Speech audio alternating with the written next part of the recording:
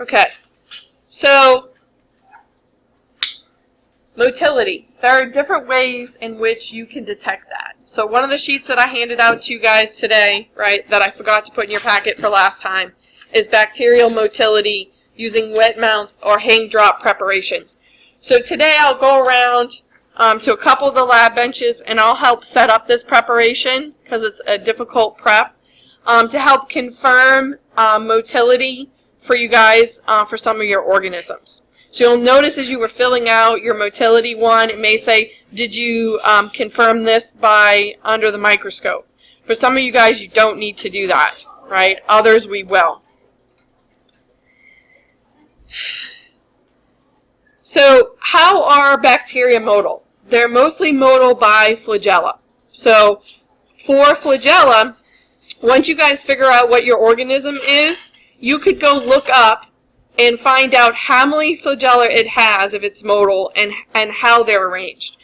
We're not going to do the special stain. I've tried it in the past. For some reason, it just doesn't want to come out for actually being able to stain and see the flagella itself. But you could, once you figure out what your organism is, find out what it is. I'm trying to remember if I have that. Oh, don't have it over there. But we have some terminology. Those of you guys in my lecture class know this already, right? How many flagella and how they're arranged, some terminology related to that. So we'll go over that as well. And then you guys already did the motility test, right? We've already looked at these results using the media. The Thioglycollate medium, again, we utilized this to ask a specific question. We wanted to know if your organism can grow anaerobically because this media allows and creates, under a short time frame, an anaerobic environment in the bottom of your tube, right? So we wanted to see if your organism could grow anaerobically. The anaerobic jar, we're not doing that experiment anymore. We don't have enough of the jars that actually work.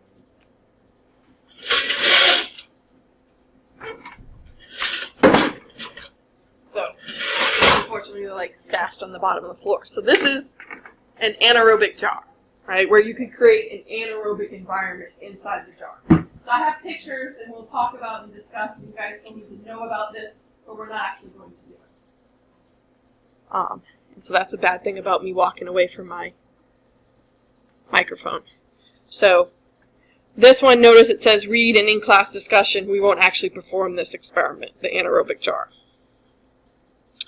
So as it relates to arrangement of the flagella, this is the terminology. Monotrichous, which means one at one end, which is sometimes why you see the word polar as well, right? So they may say it has one polar flagella. Amphitrichous, amphi meaning opposite, there's one at either end. Right, so one flagella at either end, so it has two total flagella. Lophotrichous refers to multiple flagella at one end or both ends of the organism.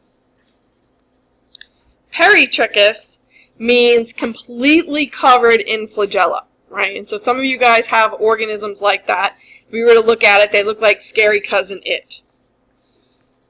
So here are some pictures related to that. So notice that shape-wise, the reason why we can have ends is typically ones that are motile by flagella tend to have, what shape is this? Bacillus, rod-shaped, right? And so this one's covered in flagella, like E. coli is, right? And some of the ones that you guys have, right? And so what's the terminology for this one? It's completely covered, peritrichous. Peritrichous. This is just one, so it's monotrichous, or polar. And then what's the shape of these two guys down here? Notice it has spirillum. This is not a spirochete. Spirochetes, it's much more tight, right? Almost looks like a ziggy line under the microscopes. These are probably electron micrograph pictures. These are probably under the microscope pictures. Regular straight light microscope, bright field microscopy.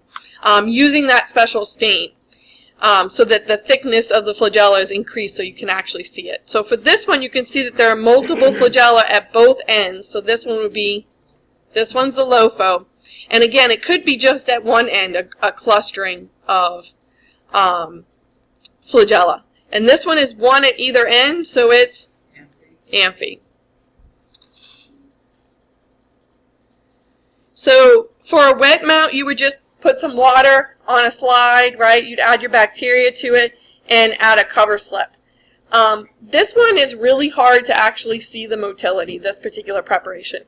The hang drop slide, although it's a little bit more work, I find it's worth the time because it's much easier to visualize the motility.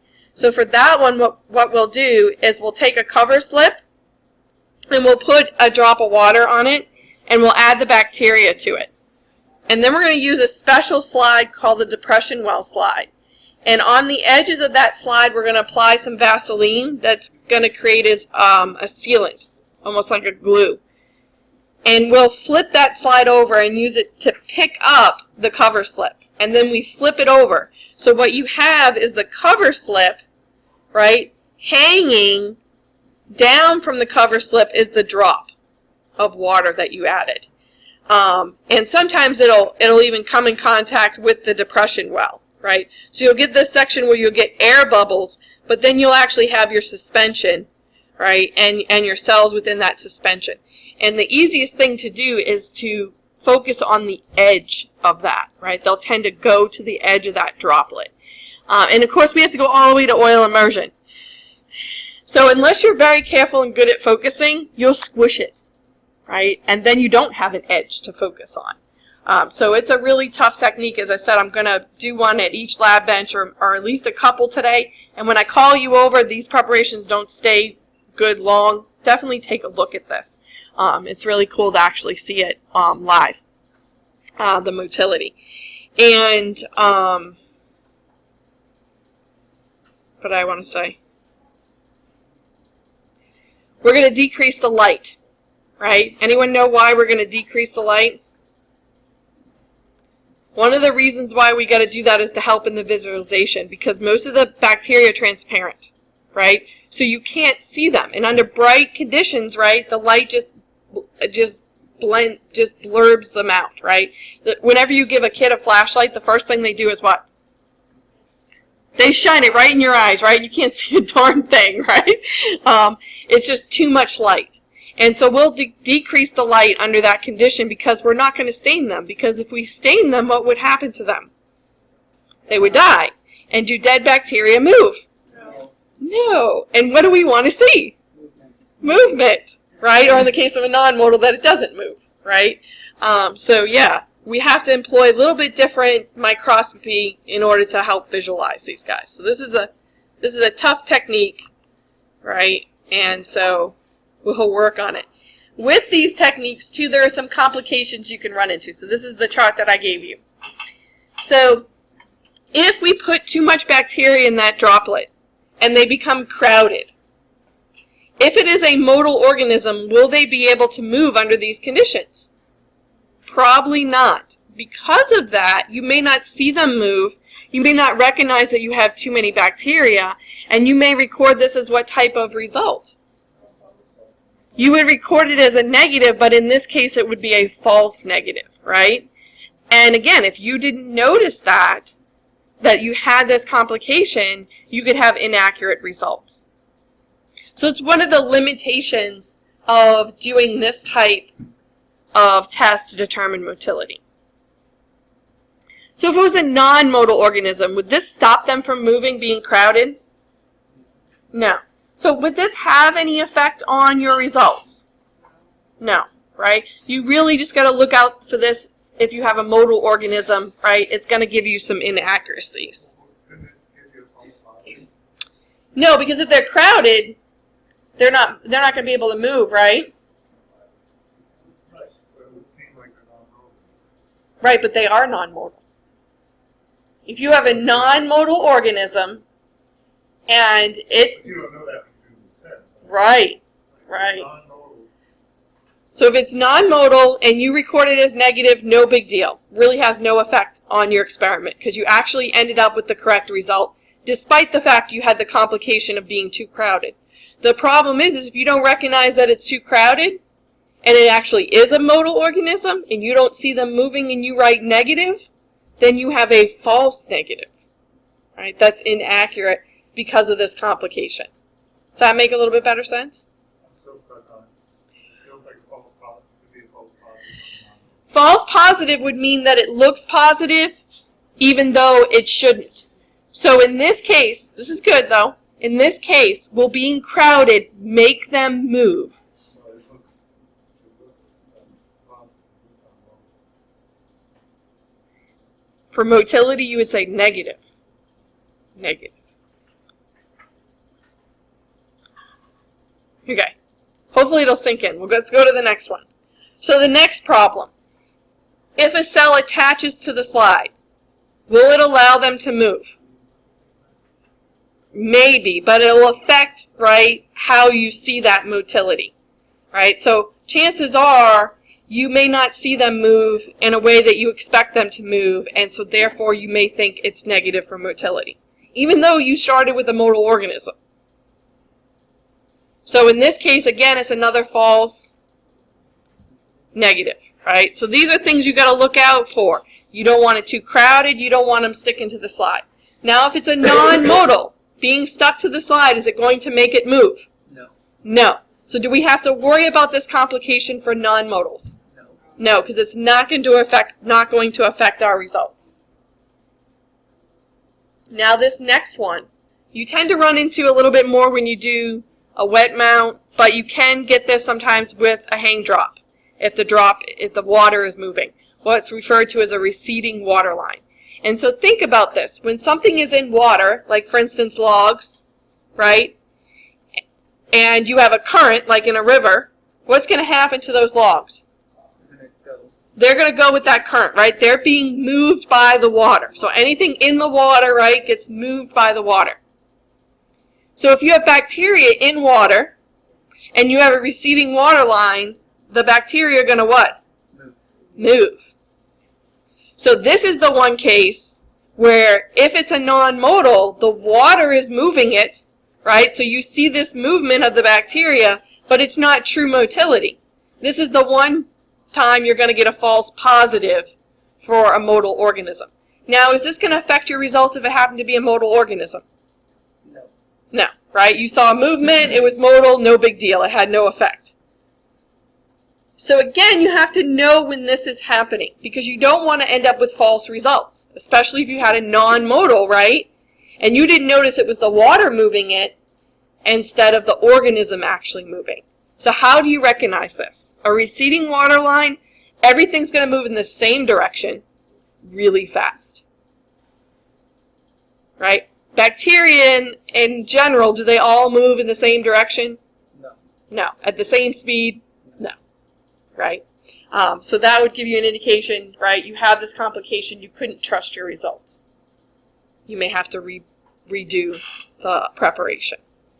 Now, if you have an old culture, are most of the organisms going to be alive or dead? Dead. Normally, do dead bacteria move? No. No. Zombie bacteria. No zombie bacteria, right? Dead is dead. Dead is not moving, right? So if you don't work with a fresh culture, if you work with an old culture, right, they may actually be dead and you don't know it. So if they were modal, you don't see them moving, you end up with, again, a false Positive. Negative. negative, a false negative, right? You wrote negative, right? But they should have been positive. Would this affect if you have non-modals? No, because they were never going to move to begin with, right? So the fact that they're dead and not moving, no problem. So what do we got to worry about here, right? We got to worry about a receding water line because it may give us a false positive, actually make non-modals look modal. If we have a modal organism, we don't want to crowd them so they can't move. We don't want to create conditions where they attach to the slide so they don't move. And we definitely don't want to use old cultures because if they're dead, they're not going to move, right? So notice there's lots of complications where you can end up with a false negative for a modal organism when doing this particular technique.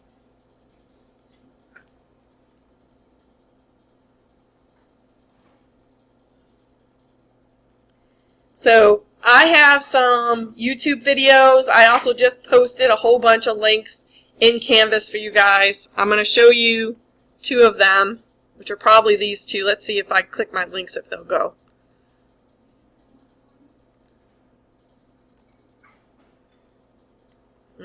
Probably not embedded in this presentation correctly.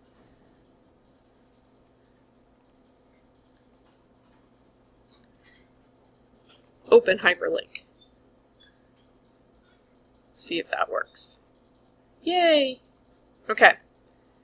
So, what I want you guys to do is not necessarily concentrate where the pointer is, because that's not where the organism are. Let's look around for movement.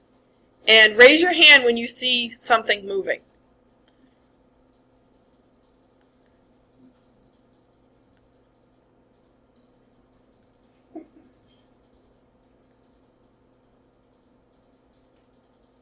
Alright. Oops. I gotta get it to go back. Here, replay. Okay, so now I'm going to start pointing them out. See this one flipping around right there? Here, I should point with my pointer. There was one there. I think there's one over here. Yeah. They're kind of somersaulting. They're rods. There's one. Oh, there's one right there. You see it? There's, I think, one over here. Right? So that one, let me close this down. There wasn't a lot, right? You really kind of had to look. For this one, I think is my one I almost overcrowded. So you shouldn't have any problem seeing movement. Open.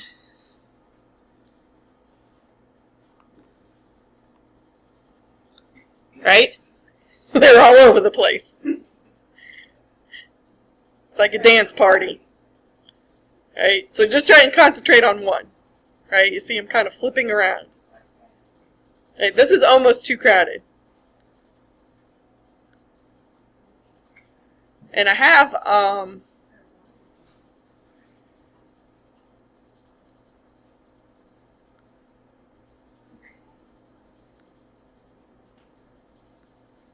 they going into like the little holes?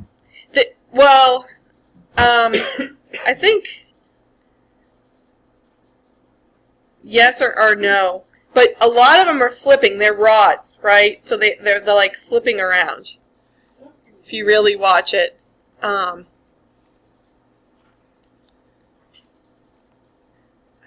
There's no audio for those, except for like my students talking in the background. I'm like, I'm trying to record here, y'all. If you keep talking, it's on the recording. Yeah. So, here, I wanted to go to our canvas. Here's our canvas. So, motility videos. So, yeah, these are my 2 that I just showed you. Oh, my new one is here. So this is one I did this summer with my STEM kids.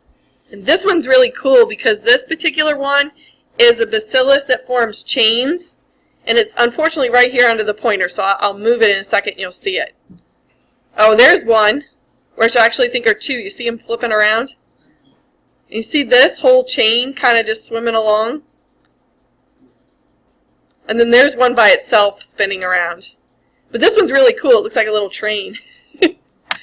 So who knows? Maybe we'll see something like that today. I was pretty excited about that one this summer. The things that we get excited over, huh? Ooh, I think, oh, okay, it opened in. So this is an animation that talks about the mechanisms, and these are some other ones that you can take a look at. This one shows you a phenomenon, another thing that we need to be able to distinguish, which isn't always easy, is, oh, that one's really short. Replay. This is just see how they're kind of vibrating? They're not really like flipping around or moving like we saw the other ones. This is Brownian motion. This is that random collision of molecules right? So see how it's more of a vibration thing? Do you guys see that? Right? That's what Brownian motion is. And so you have to, that's another complication that you can sometimes run into when trying to observe motility. Doesn't look all that different. Yeah. But if you really looked at our bacteria, like, you can really see them flipping around. And like that rod one, you can see it moving. It's not vibrating, it's clearly moving. Right? So yeah, it's you know, some of these things, you know, take time and practice to be able to recognize. So I'll help you guys with that. Hopefully we'll get to see some cool stuff. I might even have my camera, if we get a good one, take another quick video, add to my collection. So those are there for your enjoyment. Right? So we define Brownian motion, right, as that random vibration of molecules due to thermal energy. And so one of your questions too is,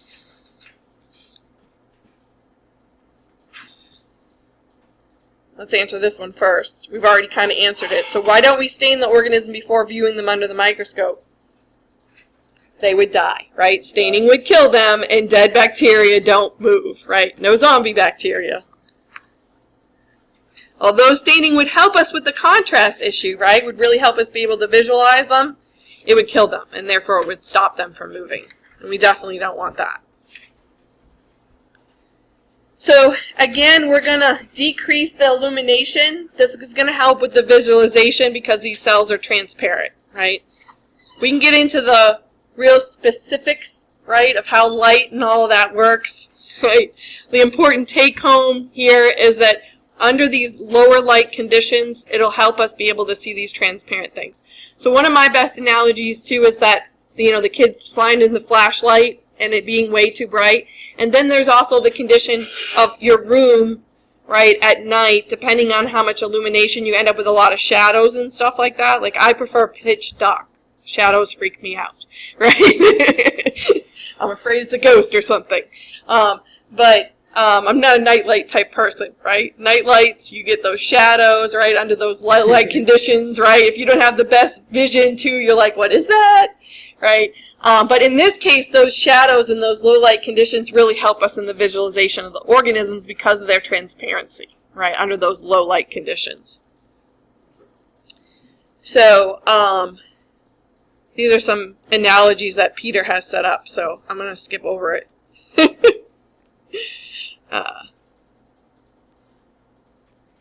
So why would you expect Brownian motion to increase the longer you observe a hang drop preparation or a wet mount? So what do we say contributes to Brownian motion? Thermal energy. What do we mean we say thermal? Heat. What? Yeah, what on our microscope generates heat? The light, right? And especially the light bulbs we use in these older microscopes, they're, what's the word? No. Halogen. They get hot. Halogen bulbs get hot. The newer microscopes, the nice thing about them is they're LEDs. That's the only nice thing. They don't get hot. But those microscopes have other issues. Which is why I avoid them in this lab. So now the motility test, right? What we did with the actual media. So is this media solid? The answer is no. It's what we call semi-solid.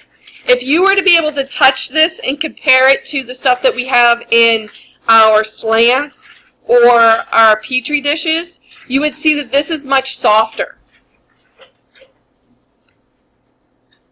And the reason for that is going to allow the movement of the bacteria through the media. If it was solid as we use in plate media in those slants, it would be really hard for it to move. We need spaces between the agar that help solidify so that they can swim and move. Of course, the ones that are non-modal, where you stab them, they stay. The difference between this picture and our media is that our media contains TTC. This is mostly colorless, right, when it starts out. It's soluble. It's all throughout the media. Once it's reduced, what color does it turn? Red. So your organisms aren't red, right? The reason why the growth is red is because of this reagent TTC that's been added to that media. And what that does is help us visualize, because here, although you can clearly see the stab and that this one's negative, you don't really see the growth in this tube, do you? Because it's spread out, right? Because it moved, it's modal. And so unless you really know what you're looking for, the fact that this one is, you see how it's cloudy? You wouldn't necessarily notice that it's motility, right? So we use the media that contains the TTC so that hopefully, right, you have this somewhat of a tornado effect. And what we mean by that, too, is that when you turn your tube 360 degrees, right, you should have motility all the way around, right, that fuzziness all the way around.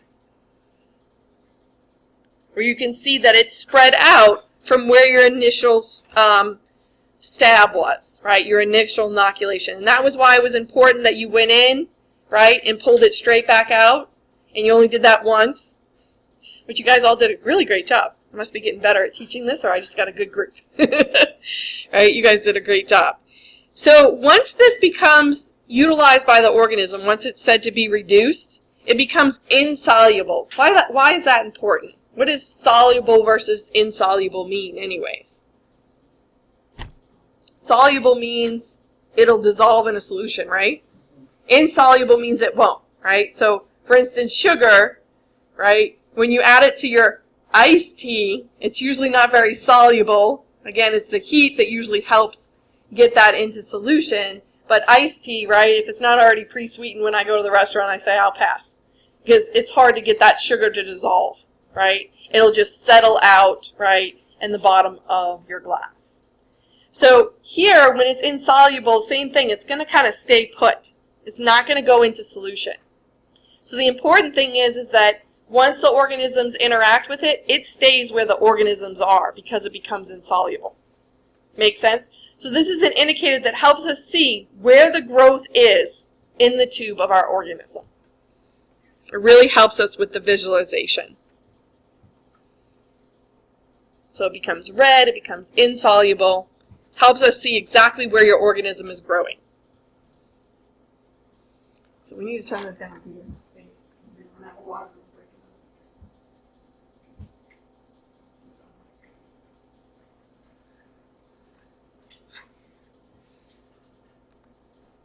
So, why is it important to correctly insert and remove the needle along the same stab line? Yeah, because if wherever you put it, it's going to grow. So, notice in this particular one, right, see how it's kind of spread out? And that's because when they went in and as they came out at an angle, right? So it kind of looks like it's spread. Do you guys see that? So, again, look, went in one spot, came out another. So they spread it as they were inoculating it. This one, they stabbed it twice. Do you see that? Stabbed it once here, didn't realize they already stabbed it again. Right? This is not motility. So growth will occur anywhere that the inoculation needle goes, right, with the bacteria on it. Since the spreading from the stab line indicates motility, right? If it spreads in the media, we think it's motile. But if you do a bad job at stabbing it, right, and you don't recognize that that's what went wrong, that you made that mistake, then you might confuse that for motility. So what are some possible ways you might end up with a false positive or false negative result? Well, a bad stab right there is an example of a false positive, right? The organism is non-motile, right, but it looks positive, right? And again, this has to do with how you perform the test. What if you do a crappy job? So here, right, again, when you look at it one way, but then you look at it this way, again, it looks like they're spreading, right? And there's actually one organism that kind of does that, and it's not a technique issue. But again, it's only on one little section. If it's motile, it would spread all the way around that stab, right? 360 degrees.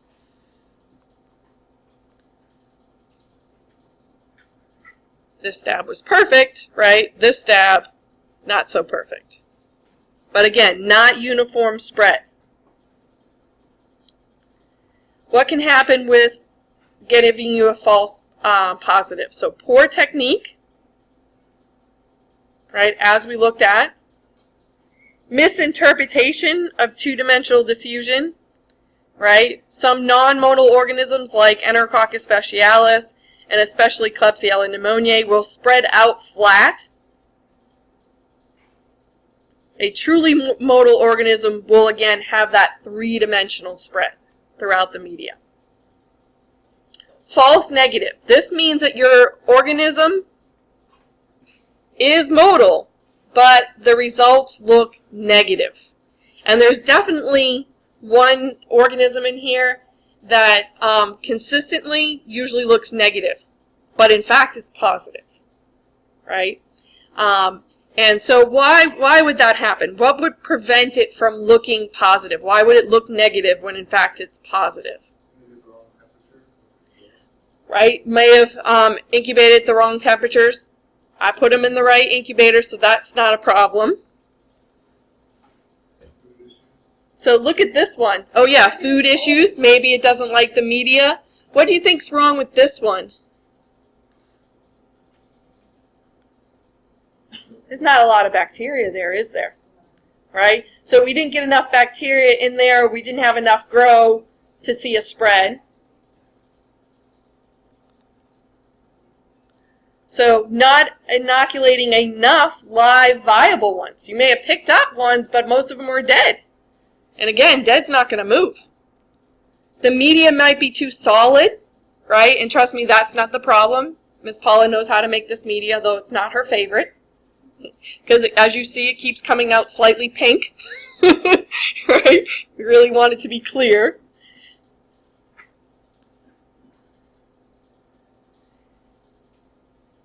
Although as it ages, it does dry out. And again, we don't usually use stuff that's too old to get rid of it. So usually the issue is not enough live bacteria or not enough bacteria. Is usually when it looks negative, but in fact, it's positive. So why is it essential that the reduced is insoluble? So remember, what does insoluble means? It cannot move on its own, right? So it stays exactly where the organisms are. If it was soluble, then it would spread all throughout.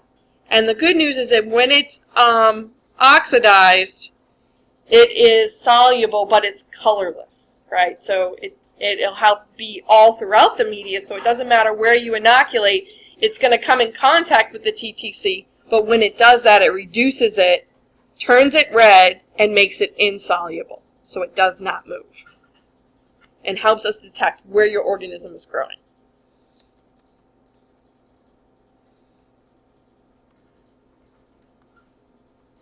So why are we doing this? We want to know, is your organism modal, right? So we got to make sure that we perform the test correctly, right? We've got to record our results for you guys. You did drawings and hopefully descriptions of what you saw. And then we need to interpret that. What does that mean, right? It probably means your organism has flagella, right? And once you guys figure out what it is, you can figure out how many and where they're located. So the next media we utilized is the fluorothioglykylate media. There is sodium thioglycolate and L-leucine in this media. Why is it there? What does it do? Right, it reduces oxygen to water. It takes oxygen out of the equation. The whole purpose of this media is to create an anaerobic environment in the bottom of that tube. So another thing that helps, and especially helped as you saw and looked at Euntis's tube, you could really see where it was inoculated because there's a little bit of agar in this, right? This wasn't straight up broth. There was a little bit of agar. Why do we have that in there? Other than it will help suspend and you can see where the growth is happening, what else is it going to affect? Oxygen diffusion, right? As the oxygen, because remember these are not sealed tubes, right? The caps are loose. And so over time the oxygen will come into these tubes. In these tubes, you can't see oxygen gas, can you?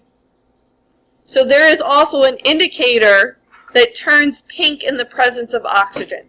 Right? So notice this little pink layer in this picture. I remember when you guys were getting ready to inoculate your tubes, I was like, make sure you have a little pink layer, right?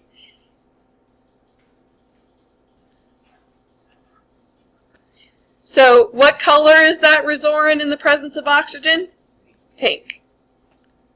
Is it oxidized or reduced in the presence of oxygen? Did it gain electrons or lose electrons? Oxidized? Yeah, it So lost. lost. Lost, right? It becomes oxidized. It loses electrons.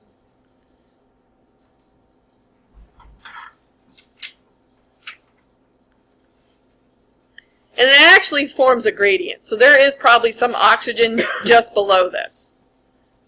But, you know, it has a particular range for that color. So again, if you guys look at those uninoculated tubes in your demo rack, you see that there's a very thick layer of pink now. Because those tubes are from yesterday. So it should be, it says uninoculated control, right? And you can see it's half pink, right? That's one of the It's half of it's pink though, right? You would not want to inoculate that tube today, right? There's too much pink there.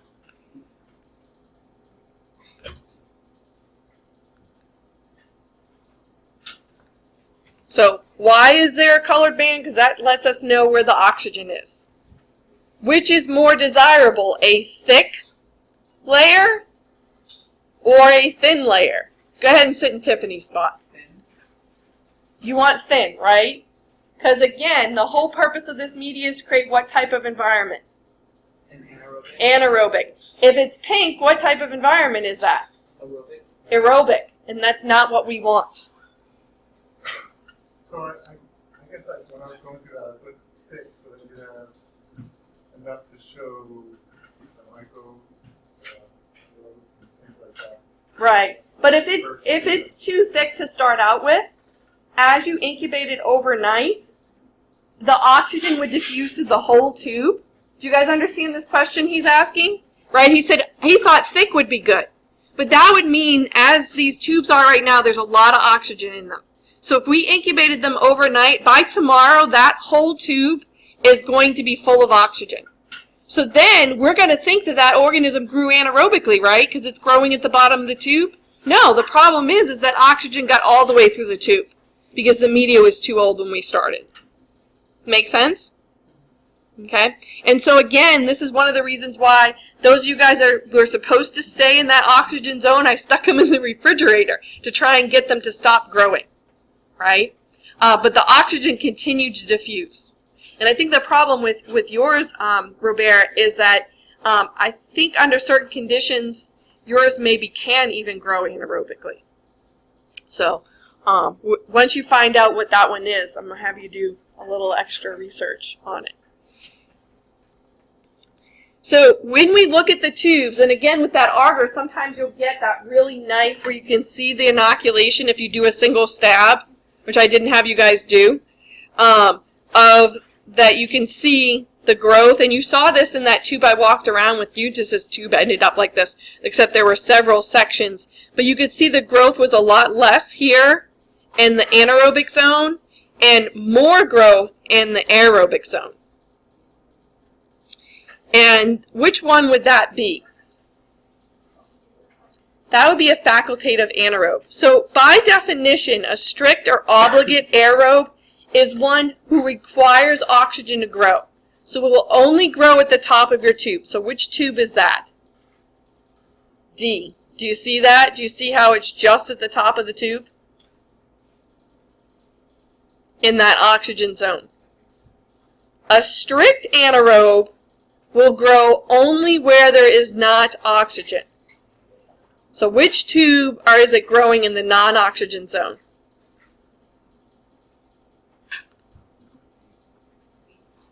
C. So C, you can see the oxygen zone. It's pink. There's no growth there. But you can see growth in the non-oxygen zone. You see that fuzziness there? So which one is that? This is C.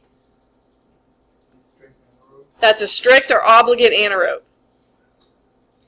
It can only grow where there isn't any oxygen. It's weird because the ether is so much close to the oxygen, right? Yeah. Instead of all at the bottom.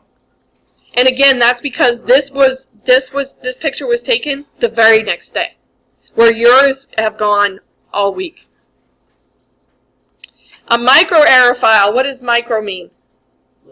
Little. So they need a little bit of oxygen. Where would there be just a little bit of oxygen in this tube? Right underneath the oxygen zone. So you see the pink oxygen zone, but where is it growing? Like right underneath that. Because remember, it's a gradient. There's still oxygen there, there's just not a lot. So that's E. Your facultative was which one? B, right? This is where it's definitely going to grow better in the oxygen zone, but it can still, right? It's an anaerobe, it can still grow without oxygen. And that's what most of you guys' organisms are.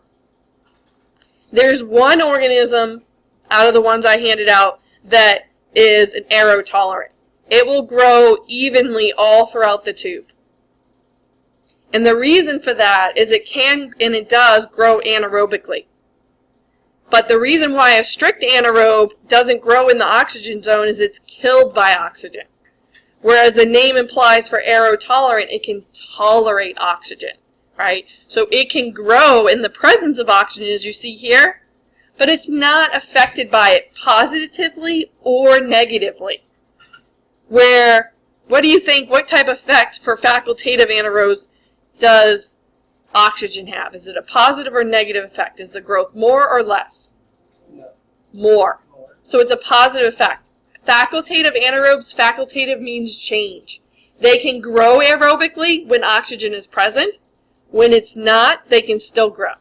So as you can imagine, keeping them happy in this lab is very easy, right? When there's oxygen, they'll grow like mad, right? When there isn't any oxygen, which is rare, they'll still grow.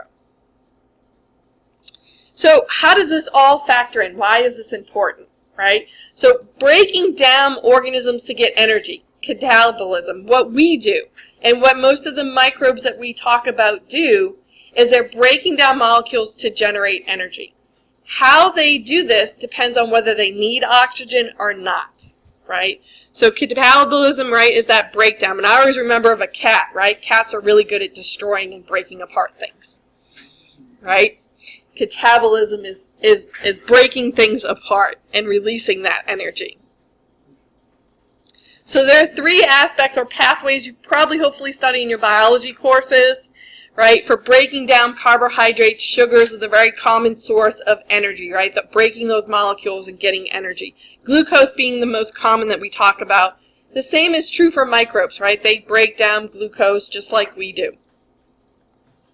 So they utilize a process very similar to what we do, known as glycolysis, where they can break down glucose, right, and generate lactate. That can enter into the Krebs cycle, right, or also sometimes known as the TCA or citric acid cycle. And this can break it down further and produce carbon dioxide. Oxygen is used as the final electron acceptor, right? And so therefore, that's done in the electron transport chain. So for aerobes, it's the oxygen that's needed for this process to continue. For anaerobes, they're using something other than oxygen. And then some of them are doing a process that we know as fermentation. So remember, ATP or GTP, these are our storage molecules, our currency of our cells that store that energy that we get from the breakdown of things like glucose. So in glucose, a small amounts produced at what we call substrate level. Right at that enzymatic level, you produce a small amount of ATP. But most of it is from the continued breakdown through the Krebs cycle, where the electrons are then carried to the electron transport chain. And this is where a large amount of the ATP is produced. This is referred to as oxidative phosphorylation, referring to the loss of electrons. not the fact that for aerobes that you're using oxygen, right? Oxygen is accepting those electrons that they took from glucose.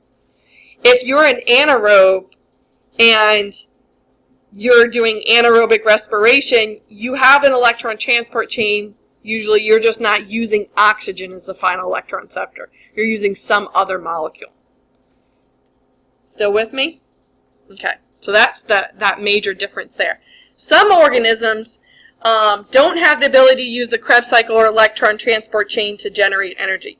Instead, they use strictly glycolysis and a couple extra steps that put it into the category that we know as fermentation.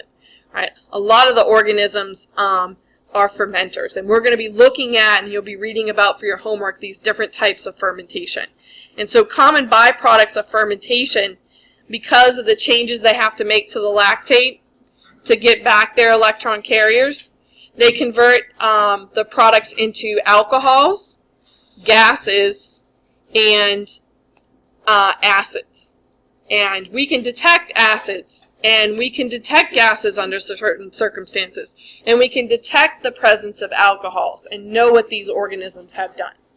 And that's what a lot of the biochemical testing that we're going to look at next week is going to be looking at, products of fermentation. So, as I said, for aerobic respiration, they're using oxygen, they're forming metabolic water.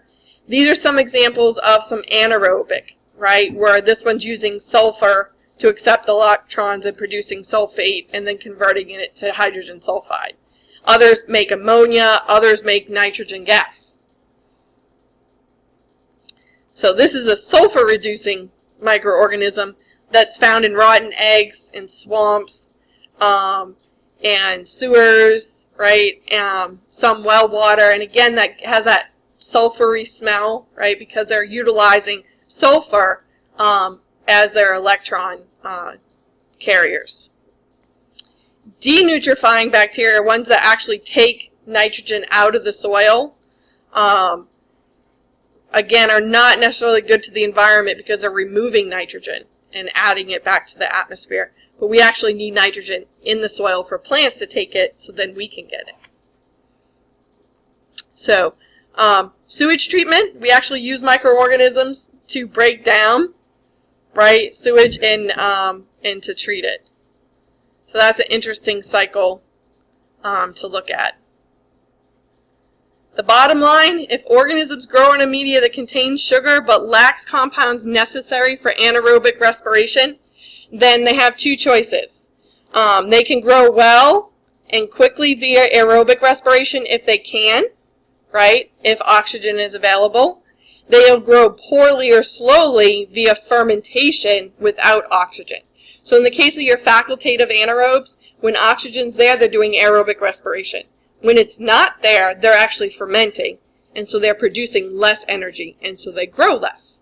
But it's better than dying, right? Having this ability to change, right? In reality, not all organisms have the ability to metabolize in different ways, right? Some are stuck in a particular category, like us. We're strict aerobes. No oxygen, what happens? We die, right? Anaerobes, they only can grow without oxygen because oxygen is actually toxic. Right? One of the tests that we're going to look at is for seeing if you have the enzymes to protect you against oxygen. Right? So life on the planet originally evolved in the absence of oxygen. And it wasn't until some organisms evolved and produced oxygen that ones that utilize oxygen could exist like ourselves. So as I said, we see different patterns in our tubes depending on our organisms. And we really only have three choices in this lab. We either have a strict, what? Aerobe for tube 1, right? Tube 2, strict anaerobe, which we don't have. It's too hard to create that environment to keep them happy. Our microaerophiles, again, too hard to keep them happy. They would be just a little bit right below the oxygen zone. Obligate anaerobes, right, is that tube 2. Aerotolerant would be uniform growth like you see in this tube 5. And like I said, we do have one, but because we don't look at these cultures the very next day, it's kind of hard to tell these two guys apart from each other. But most of you guys that have growth throughout your tube are probably a facultative anaerobe. You may notice more growth at the top of your tube. But again, oxygen is diffused pretty far. These have been growing for a week. So it's really hard to tell. Why is it important that the media be fresh? Right? What are we trying to create? Anaerobic environment for those FTM tubes, right? We want an anaerobic environment. So who would be affected negatively if the media was too old, which means that there's lots of oxygen, like that media we have right now? Who's not going to grow? Those anaerobes aren't probably going to grow, right? There's just too much oxygen there. It's going to choke them out. Who would be happy about that? The strict arrows. The strict arrows would be like, sweet, plenty of oxygen. We're happy. We're going to grow through this entire tube. I'm going to screw up your results.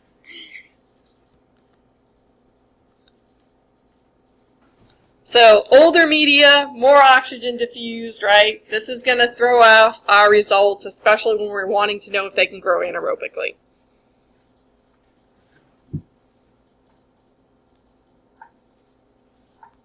So who requires oxygen for their metabolism? Strict obligate aerobes. Are anaerobes using oxygen? No. So for all the rest of these, notice they have anaerobe in their name. Do they require oxygen? No. Sorry, forgot about my microaerophiles. These guys are a yes, right? Microaerophile. The difference is small amount of oxygen. Almost forgot about those guys. Can they grow in the presence of oxygen? Well, obligate aerobes have to have oxygen, right? So yes, they'll grow. Strict anaerobes, will they grow with oxygen? No, it'll actually kill them. Microaerophiles? Yes, but again, small amounts of oxygen. Facultative anaerobes, can they grow in the presence of oxygen? Yes, and they will grow quite abundantly at that. Aerotolerant anaerobes? Yes. Aerotolerant implies they can tolerate oxygen. Who can grow without oxygen? Aerobes? Nope. Strict anaerobes? Yes, in fact, only condition they can grow under. Microaerophiles, if there's no oxygen, are they going to grow? No. Facultative anaerobes?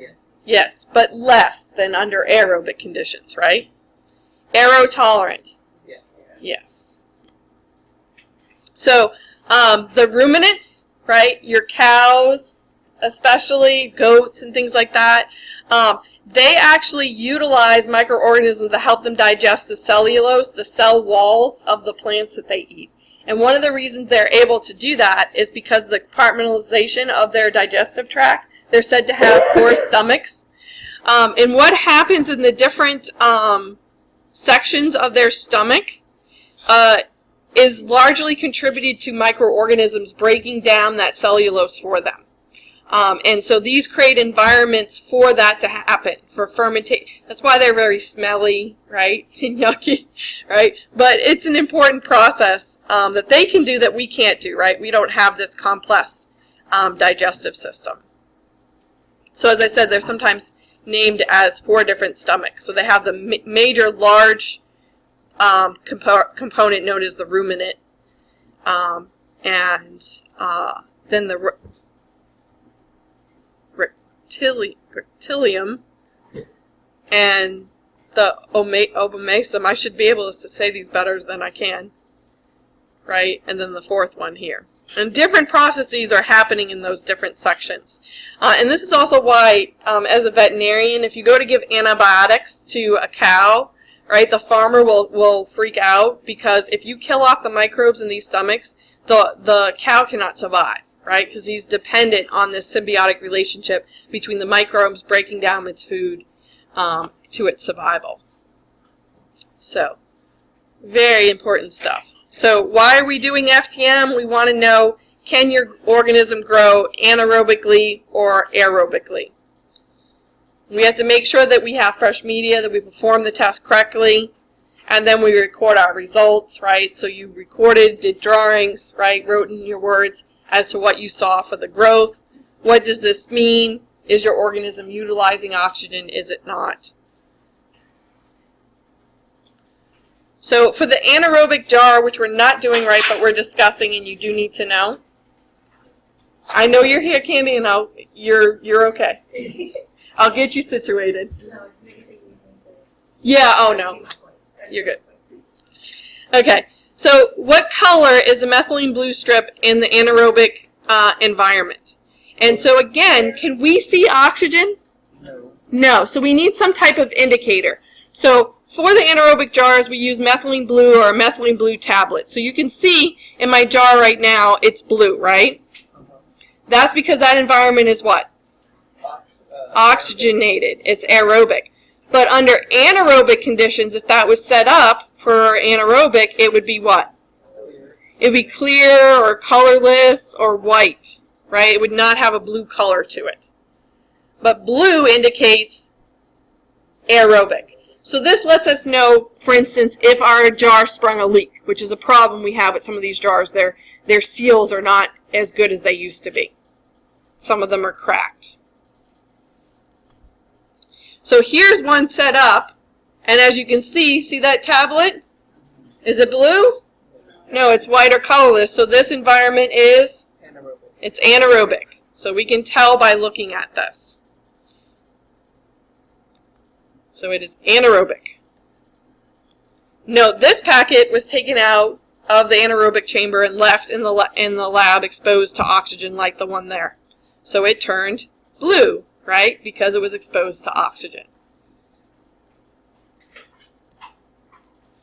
So hydrogen gas, from the reactions that are catalyzed in the gas generator envelope, so these little envelopes, we take them out, we put them in this jar, and a reaction happens. It releases hydrogen gas and carbon dioxide gas.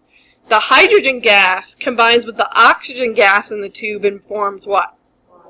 Water, right? And so that's, again, how we remove the oxygen from that jar. So you can see in this picture, what do you see? Condensation, right? So you know that that formation of water probably happened.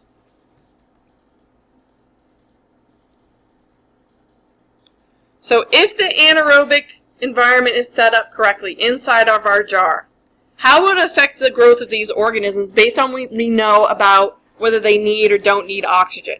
So it's called an anaerobic jar. So if we set it up and it is anaerobic, will anaerobes grow? Yes. Yes, and they'll be very happy about this, right? They'll grow abundantly. If you stuck an aerobe in there, set up that jar, and made it anaerobic, what'd you just do to it? You killed it. They'll die. You won't see any growth. But that's another way we could, if we had a known aerobe, we could stick it in the jar, right? Set it up, and if it dies, then we probably were successful at creating an anaerobic environment, right? A facultative anaerobe.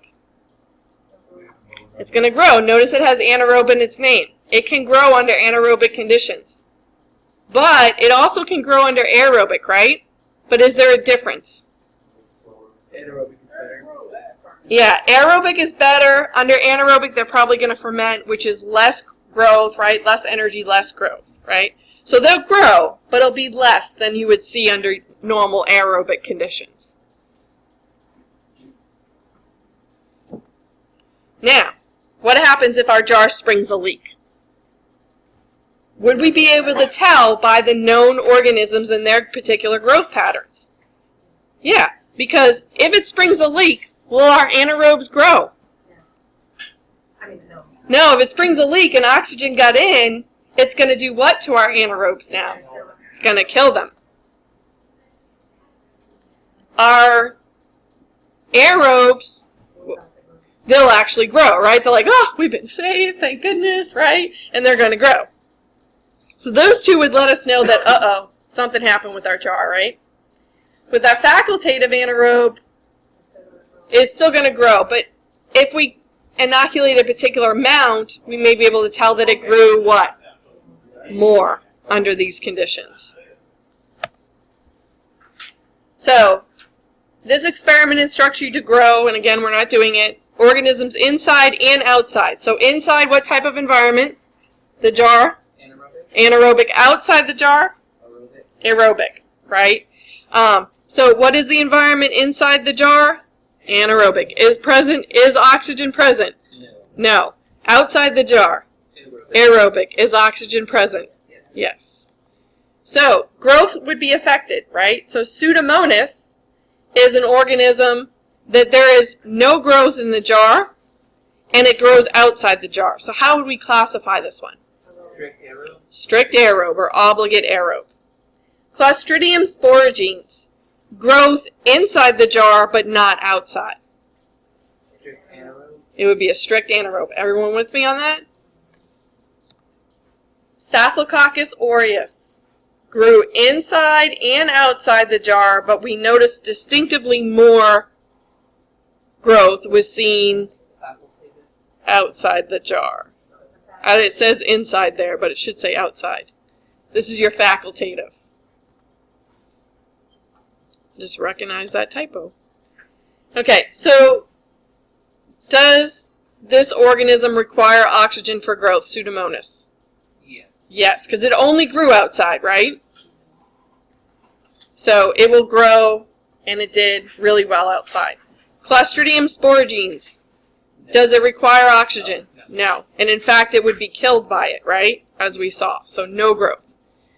Staphylococcus aureus. Does it require oxygen? No. No. But it can grow and grow abundantly in the presence of it. All right. So this one shows, again, inside and outside pictures. So number 1 grew inside and outside, right? So outside the jar, aerobic, inside, anaerobic. So it is our facultative.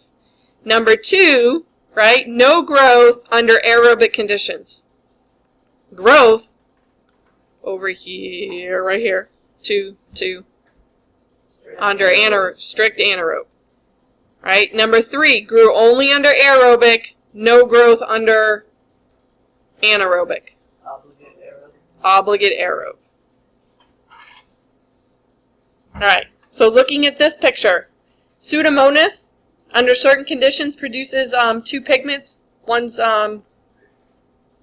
blue and yellow, which makes green.